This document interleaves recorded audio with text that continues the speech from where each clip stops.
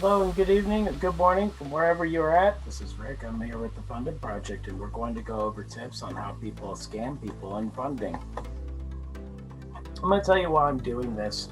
So, back in 2012, I was a victim of one of these funding scams, and it basically screwed up one of my businesses, caused everything to shut down. And over the past 6 months, Metro Media Funding Solutions has identified 14 different scam lenders and has been working with the authorities as well as leaders in the industry to shut them down and also make sure that we remove the offending parties from the funding space. Now, I also want you guys to understand there's some key words that scammers use in their communications that, we just need to understand this, okay? When you catch emails and they say, hey, kindly send this, or hi, dears, or confirm us post, or sirs with an S, or ma'ams with an S, I got to tell you, there's been so much of this type of nonsense now. We see it all the time. And it's getting worse. I know the pandemic has been tough on some people. It's like this guy right here. You see this picture right here? I'm sure you guys see it right here. And look, this guy, he basically came to us because he wanted to move out of Barbara. Oh, come, I don't even know what that is. And I was like, erotic. What do we need to do to make this happen? And he said, I spend my money on fixing church here. And I may need money for flights and visas and other things. It's like, well, slap my body in. Oh my goodness, I just went ham on that one right there. I had a good time right there with that one because I see these people happen all the time. This is just so ridiculous sometimes. I want you guys to kind of keep an eye out for some things here, okay? Unsolicited emails from random email servers. Now look, there are people that are working remotely still, even because of the pandemic, especially if they're from California and New York. There's a lot of them that are going to work on, from home right now. And some of those guys, they may use Yahoo emails, Gmail email addresses and stuff, and that's okay, okay? But if it's unsolicited or something like that, it just means that you just need to do a little bit more research, okay? That's all it is. Unsolicited Facebook friends requests, I catch these all the time, okay? They happen every single day. Here's some things I just kind of want you to look at. If you're looking for funding and somebody starts sending you Facebook friends requests, I just want to see, first off, check to see if you guys have any mutual friends or if there's any life events for that person. Also, I just want you to kind of just keep an eye out on some things, okay? Check that profile out a little bit. Unsolicited telemarketing calls from numbers you cannot call back. If somebody starts doing that to you, you probably shouldn't do business with that company, okay? But today, we're going to test your knowledge and see if you can point out the scammer in these next couple of pics. The next several images will show you. I just want you to answer to yourself, okay? Is this person real or are they a scam? And believe me when I tell you this, we've dug into every single last one of these, okay? And that's part of what the Funded Project does. We'll check out and find out if this person's real or if they're not before you go and do anything like that. So we're going to see. Let's see how well your scam detector works today. Let's go. All right, the first person up on contestants row. So this poor lady right here, and she's actually really nice, and she's in the Indianapolis Facebook group. I'm not going to tell you which one. But she said that her business plan was finished, and after a month, she was working with this business coach, and now she needs to find funding for her business, and she was scared that she was going to be rejected by her bank. All right, this business coach, whoever you are, you already failed her. You want to know why? Because you should already have had that lined up and kind of worked out before she started doing everything else and going into business and everything. I mean, why wouldn't you have that worked out? That's a whole different talk show. We'll talk about that sometime. But she had this post in a Facebook group on Facebook that I happen to be a part of right there. And we're going to talk about some of the replies that she got. Remember, this is a local group, and it's in Indianapolis, Indiana. And but these are our local neighbors and friends. And I mean, I'm from Indianapolis originally. I'm up in Anderson now. But I have a lot of friends and family down that way still. And we're going to take a look at some of the replies that she got, okay? And let's just dig in. Pay close attention, okay? So the first reply that she had received was from this gentleman. I blocked out his name and everything else too because, this isn't that kind of a party. But he came back, he said, my team helped sort out loans from the British Business Bank. Read that with me. My team helped sort out loans from the British Business Bank. It didn't read really well. All right, so this is how we're going to start this little thing off here. I want you to look close to the way he phrased it, but then we're also going to look into the British Business Bank. Okay, I haven't heard of this organization. Well, it's probably because it's in Britain, and well, we're in the United States. And in the middle of that, too, this is Indiana. So well, we're going to go ahead and dig into it just a little bit. Who is British Business Bank? So I go ahead and go look them up. All right, so I'll find a dandy. British Business Bank, they're out of the UK. Everything from the first look, it looks fine. Lots of tabs. Everything's looking pretty fine with the company right there, okay? But they're in Britain, so I'm not quite sure what they're going to do for you in Indiana, but okay. So we're going to look at the domain name first, okay? The first thing I want you guys to always look out for is what's called subdomains, okay? Like, Bob's Funding at .businesssite.com, that type of stuff. Okay, so if they're using what's called a subdomain instead of a .com or .net or .org or .biz, that means that's a subdomain and they're using a free website service instead of hosting their own websites. And now, okay, there's nothing wrong with that. There's a lot of businesses that start off with that type of stuff, but we're talking about funding here, folks. So I'm going to be a little bit stricter about what I expect from these funding companies than what I would expect from somebody that may be just selling logos. Okay, I'm going to be a little bit tougher on these guys. The business is definitely real, but wait, there's cookies, and these aren't the kind of cookies that, see as the Cookie Monster cookies. No. These are cookies that we have to go ahead and take a look at, because if you don't know what a cookie is, I need you to understand, okay? A cookie is a text file or a small piece of data that you may have like a username and a password for you to access that website, or maybe there's a some type of a identifying factor that shows it's you and your computer, your cell phone on that website right there. Now, okay, we're going to straighten up something here, okay? Websites need to have some type of cookies. Every website has to have some type of essential or functional cookies to operate with it, okay?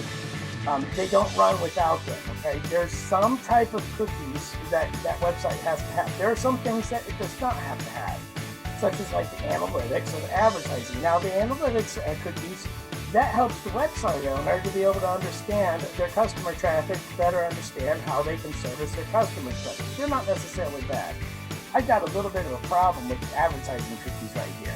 So advertising cookies right here, when I went into this, it means that they can sell your information to pretty much whoever they feel like selling your information to. Now, I don't know about you. My information's not for sale, okay? So I don't want my information being sold. I'm pretty sure that you don't either, okay? So we're going to go ahead and turn off the ones that we want, okay? Because what happens is that you'll notice when you go onto this guy's website, there's a big blue box right there that says accept cookies, and then there's this little itty bitty tab that says see what the cookies are. Well, I click that little box right there because I want to see what the cookies are, so I can go ahead and shut off the stuff that I don't really want out there, okay? Now I'm going to go ahead and dig into this a little bit more. I want to dig into the person who shared this. Now, keep in mind, this gentleman right here, I blacked out his name. He says he buys businesses, and he also loves to mentor, and he's ambitious, and he's the chief guru covering the United States and the United Kingdom for the British Business Bank. Okay, that's interesting. And you so happen to be in the Indianapolis Facebook group, at least you were, so I reported you. But there's something a little bit different right here. Okay, now keep in mind that when you go look at somebody's profile and you're in a Facebook group right there, you have what's called a commerce profile that'll pop up. Now, what you'll have to do is that you'll have to make sure that you click into their main profile. Now, if you're on a desktop, and I always recommend if you're doing something like this, you probably should do it into the desktop. You'll be able to see the little person-looking thing right there with the head inside of the circle right there that says main profile. Click that, okay? I'm always going to want to look at the main profile.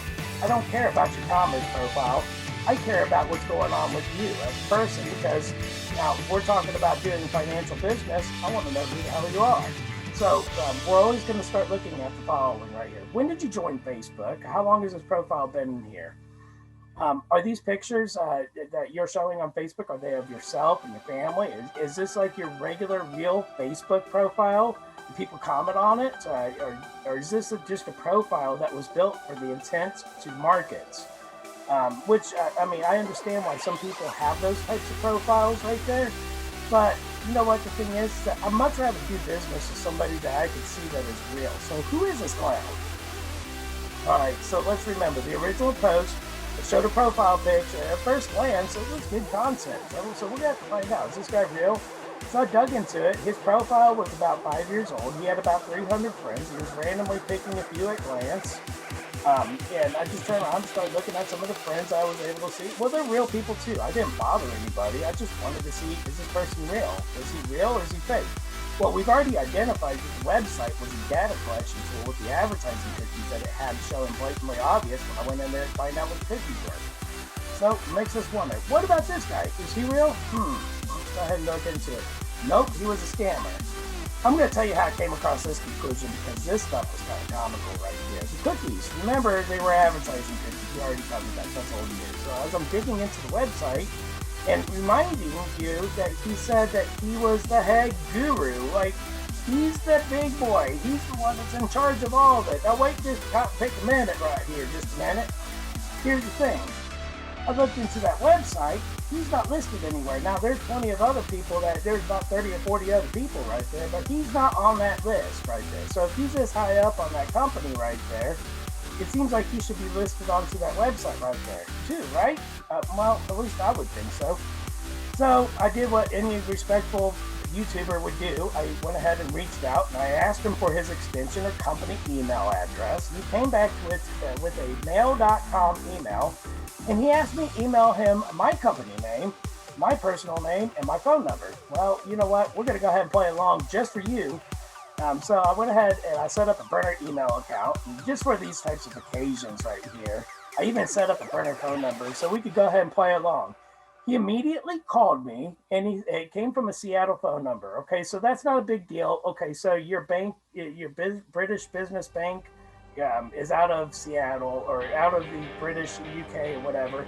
Maybe you have a satellite location in Seattle. Okay, no big deal. I can respect that. That's fine. He says he's going to email me a paper application, which he did. He emailed me a paper application, which at that point, I am to print this paper application out, fill it out fully and completely, and text it to him with a picture of my ID front and back, and my social security card front and back. Okay, so wow, that's not going to happen right there. So I'll play along for the minute and 37 seconds that we're on the phone, and I call the number back, and it goes to a Google Voice number. So I went ahead and hung up. There's nothing wrong with Google Voice numbers either, because a lot of businesses have used those during the pandemic. So that way they don't have to turn around and run with their employees' cell phone numbers and everything. Okay, that's fine and dandy, but there's just too much going on right here. Little too much hair in the deal, okay? So it's time for him to get off his high horse right here. So here's the issue with this donkey, okay? Well, I just never going to email you or text you a handwritten application. Any reputable company, especially in the funding space, okay, to remind you, I'm going to hold these guys at a higher expectation than I would for somebody that's just selling, let's say, for instance, I don't know, consumer financing. Okay, that's not a great example. Maybe somebody that's selling copy machines or something, okay? I could understand that. So if they're selling copy machines, they might have a handwritten application for financing the copy machine. I don't know. Irrelevant. My thing is that you're talking about funding another business. So I'm going to expect that you would have some fail-safes in place. Some of those fail-safes I'm going to expect for you to have in place is something like a hello sign or a DocuSign, a Adobe sign, maybe a Conga sign, something along the lines. There's 80 or 90 different companies that I'd seen on Google on the first glance that do these electronic signature services. Okay, and here's why you should deal with the funding company that uses those. It has a point of origination that service is going to show where the application came from. It's also going to show points of where it went to, where you fill it out and signed it. And it's going to show a point of origination of where it goes back. So in case anything ever happens, you now have a piece of tracking to figure out if there's an offending party in there. So you have some type of a fail-safe to protect yourself. It's really a good thing to have right there. Okay? I really just don't believe in the paper applications, not one bit. And furthermore, if you do happen to use, and I understand that some of the smaller broker shops and stuff out there, they need to use a paper application. There's nothing wrong with that for them. But regardless, fax it in, email it back, or something along the lines. You should never take a picture of something like that and text it to anybody you're working with, even if they're a direct company, whatever it is. It should never happen that way. So, what should one do? Well, you can you can ask that rep, is there a fax number that I can verify? Can I check that fax number on your website? Is there some type of way that I can verify that this rep actually works with this company? See if there's an electronic version of the application. I would ask them for it if that's the case. Even you could ask for references. They'd be like, hey, who have you worked with in the past, or any of that type of stuff?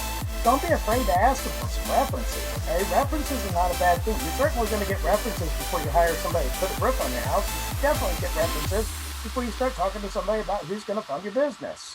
I don't think that's too much to ask for. So my decision on this one right here, 100%, this guy was a scammer. The company is also a victim on this guy right here too, okay? Because the British Business Bank, it's actually a real organization. However, the guy that was promoting it, he is not. He was a scammer. And because the offending party sent me this paper application with no company name on it, from a mail.com email address, and he wanted it texted back. That's just too much going on right there, okay? I could understand the email or something like that because maybe he was working remote. I'm not really a big fan of that, but I could be somewhat forgiving about that type of stuff because of the pandemic. But you wanted me to take a picture of this with my telephone and text it back to you. I'm not okay with that. It should be noted that we came to the conclusion of him being a scammer because of that. Also, that application had no company name on it, no address. So if they actually do use a paper application, on all occasions, that application should have the company name, that rep's full name. It also should have things such as, I don't know, maybe like address, website, phone number, fax number, something that ties that business to that application. At no occasion should you ever fill out a blank one. It's just not a good idea. Okay, so if you're enjoying this video, if you feel like you're getting something from it, or if you feel it warm and fuzzy because of it, don't forget to stop by our store at thefundedproject.com. That's where we sell merchandise such as like these really cool t-shirts. And that's how we actually support this channel right here. Okay, so definitely come and check us out. This next one right here, I love this one right here. He sat there and came back on my little post right there, my little catfish post right there, if you will, and said he can help. He has 8 slots left for the SBA loan, and I don't use your social or need it. Message me now. Okay, hold on. So I went ahead and messaged this guy because I was like, are you serious? Look, the whole 8 slots left for SBA loan thing right there. The SBA is going to accept applications unlimited, okay? It does not matter. There's no such thing as like, hey, you only have so many slots left. I mean, I could understand, there's only so many slots left if you're running for the full position at the Indianapolis 500. But come on, guys, get a grip here. Can we get real here for just a moment? And then you didn't need any of my personal information? What in the hell is that? So that's not real. So this one right here, I love this one right here. And this one was a little bit older when I started looking into these companies right here. In our services, we offer 100% unsecured loan with 5% interest rate per annual for a period of 1 to 35 years, plus a 1-year grace period with no early repayment penalty. Please reply BATS. He said BATS with an S. Like I should do it more than once. I mean, I guess it terms like that. Oh, sure. Yeah, of course. If you are interested to provide you with further details, email me and then he come back with an email and WhatsApp and all that type of stuff. Okay, I understand a lot of people are working remote once again. Okay, so maybe the Gmail is okay. The WhatsApp thing, that's not acceptable under any occasion, okay? I want a real phone number where I can look it up and I can cross-reference that phone number to your business, period. It's not acceptable. If I have your cell phone number, that's one thing, but I also want to have your office number too. I want to be able to have both. WhatsApp, no, absolutely not, okay? So I'm definitely smelling some caca right here, if you will. And these people have to start somewhere, okay? But come on, let's have a little bit of effort right here. If you have to hide behind a WhatsApp number and behind a Gmail address, chances are better than likely, well, you're, what is that, phony baloney? Yeah, that's it. That's totally it. So it's your turn. Let's look at these. Are they real or are they fake? Let's watch the rest of this and find out. So this guy is like, hello, I blank, a financial business consultant with blank. We help small business owners properly prepare for the current or future funding from banks and other financial institutions. We also offer the PPP loan. If I could be of help to anyone, please reach out to me and I'll be more than happy to help. Have a good day. All right, so I was digging into this one right here. Now, she was real, okay? And here's why I know she was. Her personal profile page, she had it listed that she was working for the company that she said that she was working for. Everything checked out. She turned around and sent us a DocuSign application. She explained to me the difference, and she was actually really receptive and everything else. I went ahead and sent her a couple $100 just for participating with us because I told her what I was doing right here. She had a real security certificate. That's great. So, there are real ones out there. You just have to do a little bit of homework on there. So let me know how you did in the comments. Did you think that she was real or that she was fake? All right, so we're going to read this one out loud together right here, okay? And yes, that is original artwork with the dog being on the guy's foot right there. Yes, I absolutely love it too. Then you got to tell me, this company, Blank Services, you needing a loan for your business. If you need my help with any of my services I just listed, please reach out and we can connect. Blank, I look forward to working with you. On first look, it looks like you put it together, right? Everything looked like it was okay. All right, so there's different levels of bogus, I guess. This guy was definitely a fake. He wasn't even he was so bogus that he was a step below the store brand Kool-Aid type of a bogus right there. It was just absolutely horrible.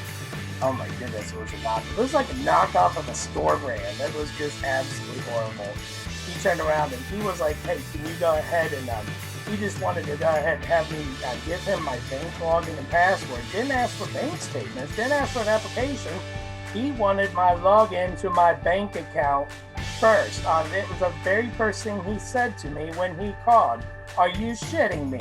No, not happening. Okay? He pitched like that. Now this next one right here, now this guy right here, you ever heard of the mashup before? He pitched 3 different products right there at the same time. The merchant cash advance is not a loan, okay? I repeat it, it's not a traditional loan. You are not going to close real estate deals in 2 days, okay? I don't care if you have a very motivated seller and one of the best title clerks you could ever come across and you have everything lined up. That does not happen, okay? Okay, so maybe it could happen maybe once out of every 1,000 cases, but as a general rule of thumb, that doesn't happen right there. We have many different loan programs available, including equipment financing, startup financing, and most types of real estate loans. Must be in business for at least 4 months. Funding is typically done within 24 to 48 hours.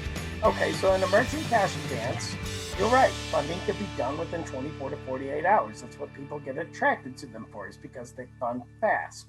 Now they're a little bit more expensive than a traditional loan, but they fund fast. They don't have the stiffs.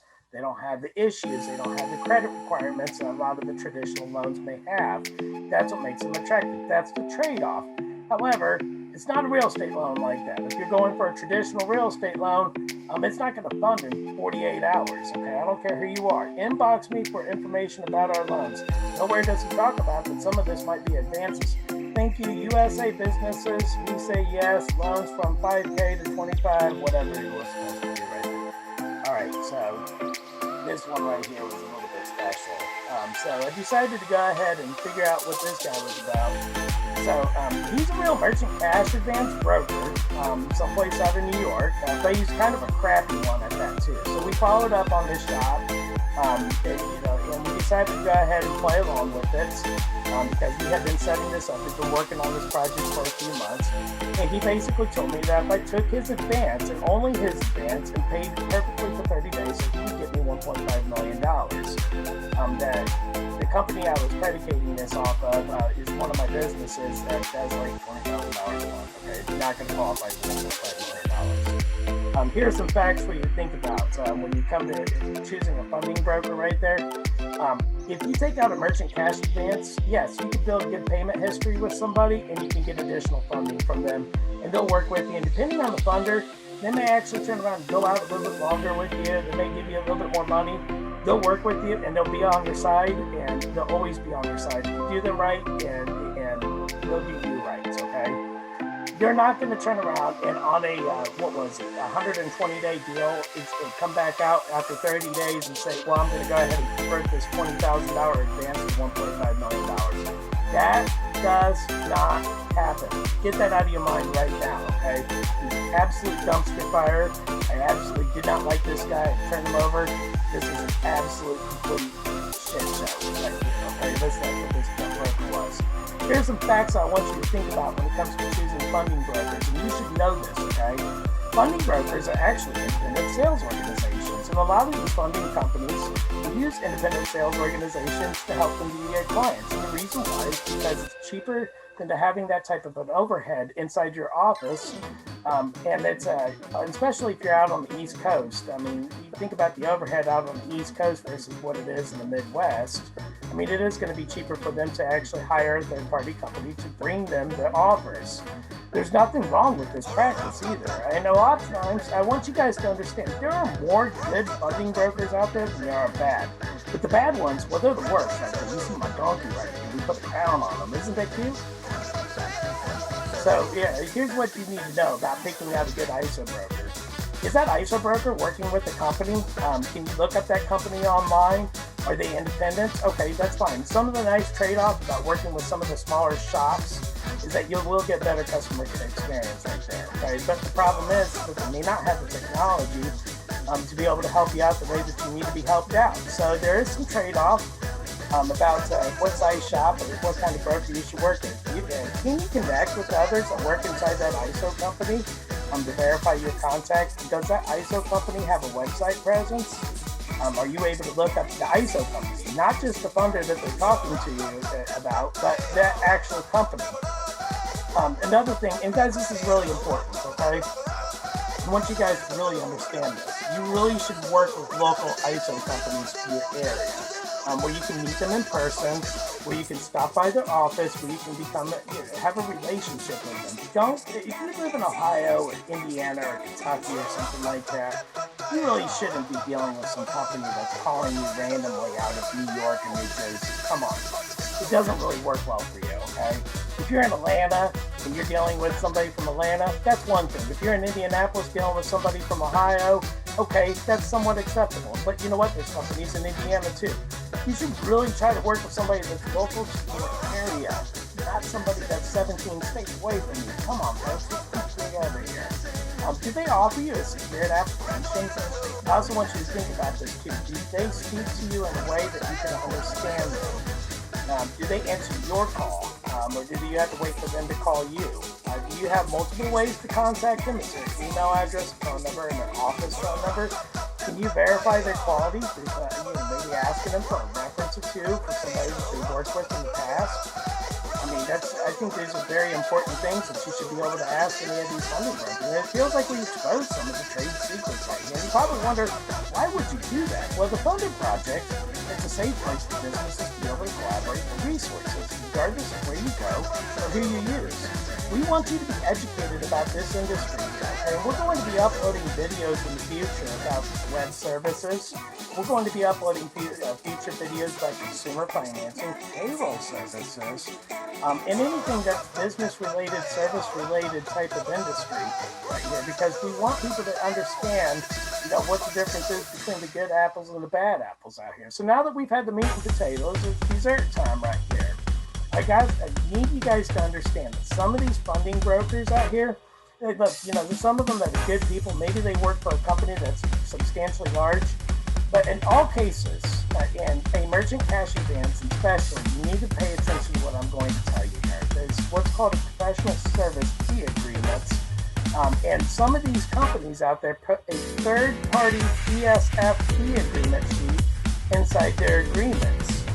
Okay, so I mean, if you got funded through, let's say you get funded through Black Capital or something like that, and and your funding broker over here is Bob's funding broker agency, agency or whatever, and Bob puts in a fee agreement on top of the fees that you would have to pay for your funding that is already built into your funding agreement, that professional fee agreement is nothing more than sheer profit for the ISO shop, okay?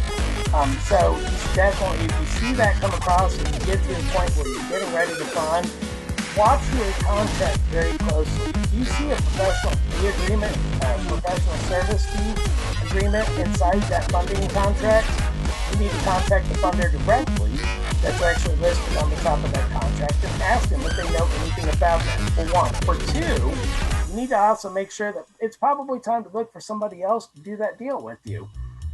That's not okay for you guys to have that in there, okay? Because that's your money that you're giving away right there.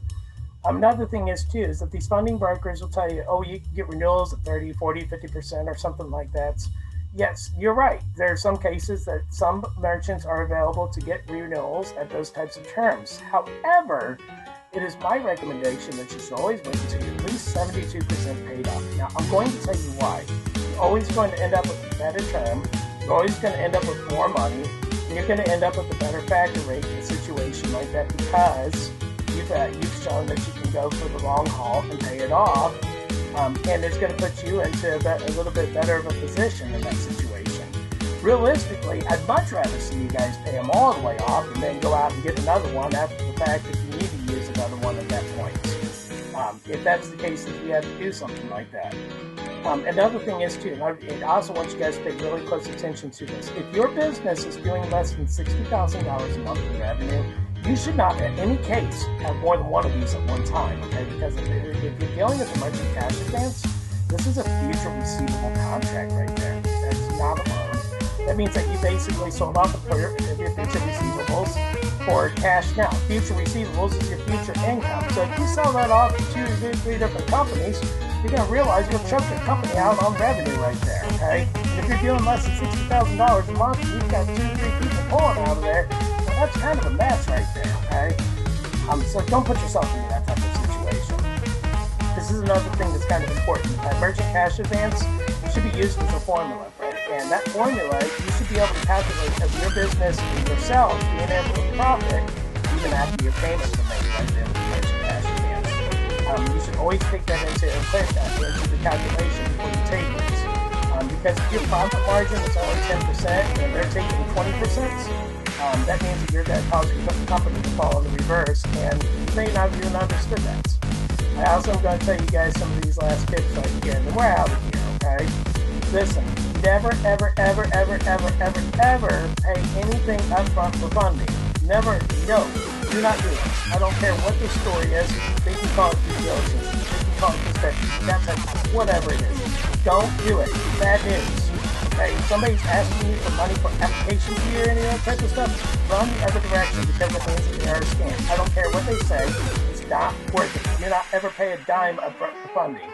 Funders may not know what their ISO rep is doing, okay? So you should always keep in good communication with the funder if you get funded by somebody through one of these ISO shops. No one should ever call you from overseas, okay? Not one party, okay? If you live in the United States, you need to be dealing with United States people. If you live in the UK, you need to be dealing with UK people. No one's going to cross the pond to fund you, period. I don't care what they have to say. It's not happening. If it sounds too good to be true, then it's too good to be true, okay? Like I said, I'm quoting the funding industry at a higher standard, okay? And that's the standard we're going to say. If it sounds too good to be true, it's too good to be true. So I definitely appreciate you guys watching this here. And if you ever find out that you need funding with your business, you can collaborate with the Funded Project. As you may already know, the Funded Project is backed by Metro Media Funding Solutions. But even if Metro Media Funding Solutions is not the proper fit for you, the Funded Project would still help you to find somebody that is, okay? There's plenty of different funding platforms that we can refer you to so that way you can shop and get the best deal for your business. I do not want anybody to feel like they have to go through Metro Media Funding Solutions just because it's part of the Funded Project. That's not the case at all. I'd much rather help you and educate you than to watch you have to turn around and go someplace you don't feel comfortable. We always recommend that you use a business development company, though, over a merchant cash advance company, over one of these business funding companies when it comes to getting funding for your business, because there's other resources inside those types of organizations that will help you out in growing your business. I definitely appreciate you guys watching this. Make sure you like and subscribe, hit that bell so you can keep up when we upload new videos. You guys have a great day. Thanks again for watching.